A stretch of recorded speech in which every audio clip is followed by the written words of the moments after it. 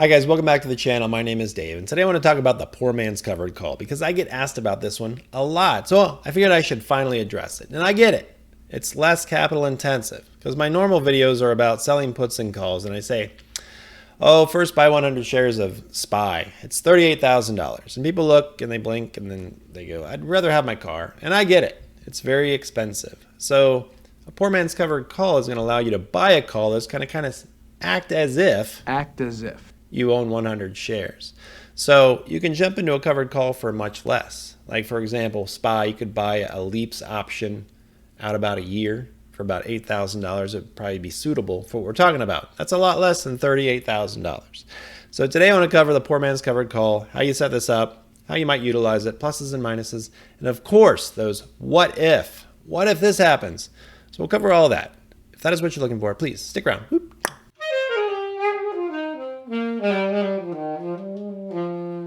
Real quick warning, this is not financial advice. I bring that up because this is a little bit more complicated strategy. We're talking about a diagonal debit spread, multi-leg option, instead of like our simple puts and calls. So if you can't explain simple puts and calls to somebody else, it's probably not time to jump into bed with a PMCC. It might be too hot to handle, you know what I mean?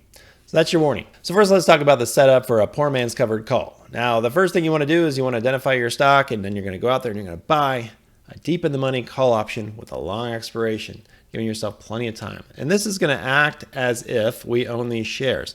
It's going to simulate us owning these 100 shares until expiration. Now, step two is we're going to start selling calls against this. And as we sell calls, we're going to reduce our basis. So we're going to keep track of all this and to see how our trade went. But that's the simple setup for a poor man's covered call. And just to illustrate this setup a little bit better, this is a 1-year SPY chart. So since we started talking about this in the introduction, we're going to use SPY as our example. So the first thing you would do is you would go out and you would set up your trade by buying that call option with a long expiration. So in this case, we're doing it just before August of last year. We have an expiration going all the way out to after July of this year, noted by the red arrows. So once we establish that, our second leg is to go out there and start selling calls to reduce that basis. So we sell one, and hopefully we make some money on that. We sell two, and we hopefully make some money on this. And each time we're hoping to reduce our basis a little bit as we move along. If we can do that, we can have a successful trade. Because remember, we don't have as much in this trade as buying those 100 shares. But what we do have is an expiration date looming out there a year from now. And looking at the setup for that particular example, it does not look good for that poor man's covered call. It's probably going to be a loser based on the first half of 2022. Now, at the heart of every poor man's covered call is a debit spread. So anytime you're buying a call like this with a long expiration, you need that underlying to go up in value in order to have a successful trade. So that's the heart of a poor man's covered call, just like any other bought call. But you do have something fighting for you that's selling calls against that. So hopefully you can reduce your basis a little bit. So if maybe the stock just kind of treads water, maybe there's a little bit of movement up, you might still have a successful trade. But with that said, let's talk about the critical steps of the poor man's covered call. So first, let's talk about the characteristics we're looking for with this long call. I want to buy a deep in the money call as far as I can go to emulate like I'm owning the shares. So if I actually buy 100 shares, consider that a delta of 1, right? I own the shares. But at 0.9, it's kind of like buying 90 of the 100 shares that you need, right? So the lower we go with that delta, 0.9, 0.8, 0.7, we're lowering our probability of expiring in the money. Because we want to act as if we own these, we want to go deep in the money. So a delta of 0.8 sounds pretty good to me, somewhere around there. Now, when I do that, I am making most of the value of the option an intrinsic value and very little bit an extrinsic value. So I'm fighting time decay. So if you think about it that way, that's usually the setup of why I say go deep in the money when you buy this call option. I also did a video not too long ago, I'll link it up above, about paying a little bit more for your call options in order to increase your probability of expiring in the money. And that's really important with a poor man's covered call. So that might reinforce these ideas a little bit if you go watch that. So the next important characteristic of this long call is that you give yourself plenty of time till expiration. So I like to make it leaps-like. I like to go out 1 full year till my expiration date. Because we got to think about those last 30 to 45 days is really when theta decay really starts to accelerate and really starts to reduce the value of our option. So we can use those first 10 months, those front-loaded ones, where theta is mild to fight against it by selling these calls. So that should give us plenty of time to sell calls against this and reduce our basis overall. And that's our goal here. So we want to avoid that theta decay if we can. We might even close it out 45 days beforehand if we're really focusing on the selling call aspect of a poor man's covered call. And the third characteristic that I like to talk about is the underlying. It's everything. This is the one that matters. I mean, at the heart of this, like I said, this is a debit spread. So you have to be bullish on the underlying. You have to be believing that till expiration, this thing is going to go up. Otherwise, don't do it in the first place. So would I be doing these right now? Probably not. I'm not that bullish going forward over the next year. So I'm probably not going to be entering into a poor man's covered call. If I really like a stock, I'll be buying it, but I'm going to give myself an out, which is eternal time. So that's kind of my strategy when it comes to this. But the underlying is everything. Make sure that you're comfortable with the stock that you're getting into and that you are bullish, because this is a directionally bullish trade. Now, the last thing I would add to this is the long call should have high liquidity. So don't do it on a stock, likewise, that doesn't really trade a lot of option volume. You want to make sure that you can get in and out of this if you need to, regardless of where the stock is trading at the moment. So now let's talk about our second leg, selling calls against the shares we sort of own, against our long position. So I would recommend that you're not too aggressive with this. If you've been watching my channel, we do plenty of talking about selling calls. And what I'd be looking for is a delta maybe around 0.3, 0.25. I'm just trying to add a little premium. I'd probably be doing it about like monthly options, selling out about 30 days, trying to collect a little bit here and there. So not too aggressive and out of the money, I think, is the critical feature here. Simply think of it as a way to reduce your overall basis that you have in this trade. If you look at it that way, maybe you can pick up $100 this month, $50 next month, maybe you lose 25 the following month, then maybe you go back to $100. Overall, we're just trying to reduce our basis by conservatively selling calls against our long position. Also, we want to avoid assignment when we're selling these calls. So we want to manage our position. We've talked a lot about that on this channel, so I expect great things. But what we're looking at is things like ex-dividend dates, for example. If the dividend exceeds the extrinsic value of the option, it's probably going to get called away, right? You're going to lose your shares. So we want to make sure that we are aware of those types of dates, that we manage this position well, and we utilize these call options that we're selling to reduce our basis in this trade overall. That's the end goal. So now we get all this info, let's put together a trade. Let's set up an initial example trade. So this is information from this past weekend, July 2022. And I'm using Fidelity in this case, and this is an option chain. So I'm looking at this SPY trading at about $385 a share, and I'm going to go out about a year to this June 30th of 2023. I got 349 days till expiration. You don't have to go that long, but I like that kind of time period, about 1 year to work with this thing. So if I scan down through here and I look at the $320 strike, I see that I can get to that 80 delta that I talked about earlier. So I'm kind of comfortable there. So that 80 delta simply means that if the stock rises in value by 1 point, we get that 80 cents added to our option, plus we get our gamma correction here, because that's a rate of change. So that gets added on for the next point. So again, if you're not familiar, gamma is our rate of change of the option as the option moves up in value. So every time delta increases, we get to add in that gamma on the next point. So high delta, long expiration, that allows us to have minimal theta decay, see our theta over here, for a period of time. So this is all in order to defeat the evil debit that we're going to have to pay for this guy. It's going to get kind of expensive. So now let's look at this trade and put some shape around it here. So if we said buy to open one call contract June 30th, 2023, 320 strike, if we just did that by itself and we established our long leg, it would cost us about $8,300, somewhere between that bid and ask price. And we would see our break even here is 404.78, which is simply our strike price plus that $83 gets us to that 404. So that's our break even where you start making money on the long leg, but we're going to chip away at that with our short legs. Now, the interesting thing here is if you start thinking about risk, right? So all this is at risk. This $8,300 is at risk. But how do you feel about this $8,300 being at risk versus $38,000 to buy the shares? Now, I have no fear that if I bought 100 shares of SPY, it's not going to zero. But I could see where I could lose $8,300 of its value for a period of time, right? So you have a lot less to risk here when you do it this way.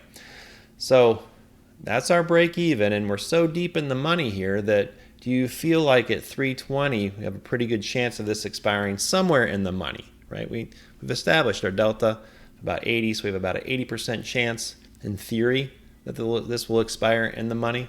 So that's kind of the shape of what we have here, right? So I feel pretty good that SPY will stay above 320. I don't necessarily have a good feeling that we're going to make money on this portion of the option. But if I'm going into this trade knowing that I'm going to be selling calls against this as well and chipping away at how much of what I have in here as far as my basis goes, then I start feeling pretty good, right? Another good way to think about this is to look at the intrinsic value in the option at this point, which would be the current price at 385 minus our 320 strike. So that would give us $6,500 of intrinsic value, with the balance of the $8,300 being extrinsic value. So let's just suppose the market was flat this year. SPY did not move at all. Then we would still cash out $6,500 from the long call at expiration.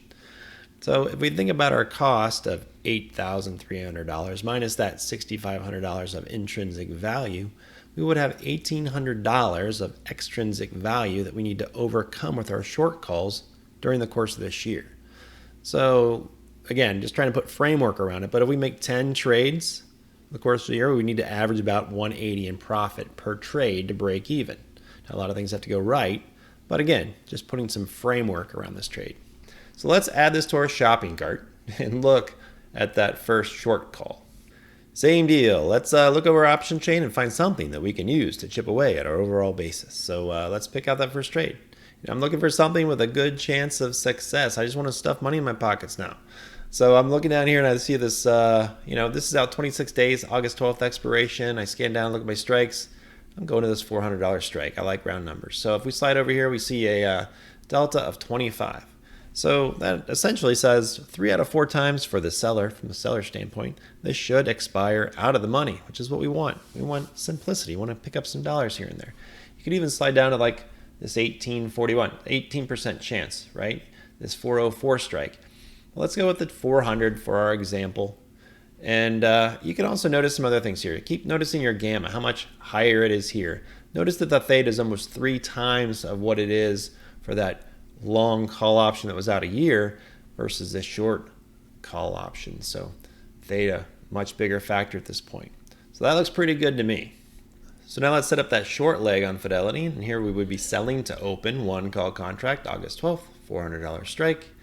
Again, if we just did it at market, we get about $310 here. It shows us 312.35. So we're not too worried about this break even here, 403.10. I mean, it's important because this is the individual trade, but combined now we have to adjust our basis. So we had to spend $8,283.65, but now we're collecting $312.35. So overall, our basis in this trade is $7,971.30. So that's the number that we have to defeat now, and as we want to continue to chip away at that, and then hopefully at the very end, our long call option has value to overcome what our basis is. We have a nice big fat profit. And of course, you can do this all in one simple trade. I show you each individual leg. But on Fidelity, you would call this a diagonal spread. Right? Now, the numbers changed a bit from the other example because it's the next day. SPY has changed. All the values of the options have changed. But I picked the same expiration, same strikes. And you can see how it all works here. So buy to open one call, June 30th expiration. That's our long call. Again, still about $8,100, $8,200. So I'd open that one short call, August 15th, $400 strike price. We get about $250 for that. So you see right here, our estimated debit overall, $78.84.30. So that's the combined diagonal spread, also known as the poor man's covered call. So now let's cover some of the what ifs that could occur with a poor man's covered call. And the first one is, what if the stock takes off? And typically, that's going to be a good thing for us. This is a debit spread at heart, after all. So we are directionally bullish when we bought that long call. So don't forget, we have a deep in the money call with a high delta value, and then we have a short call with a low delta value.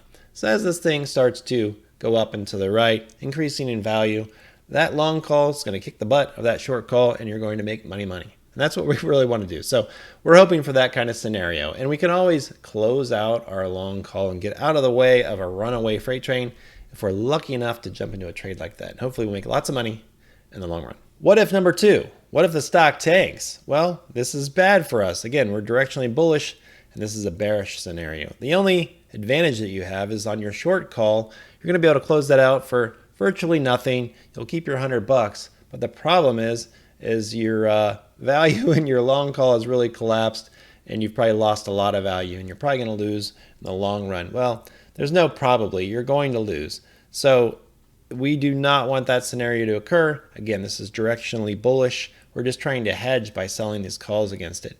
Just like if you had a regular covered call, right? So think about a regular covered call, except you have less money in it. So if I went out and I bought SPY, $38,000, and it tanks, that's a bad thing. Even though I'm selling calls and I'm reducing my basis a little bit, it's not going to be able to keep up with a stock that's plummeting or moving in the wrong direction against me strongly like that. So we're in trouble.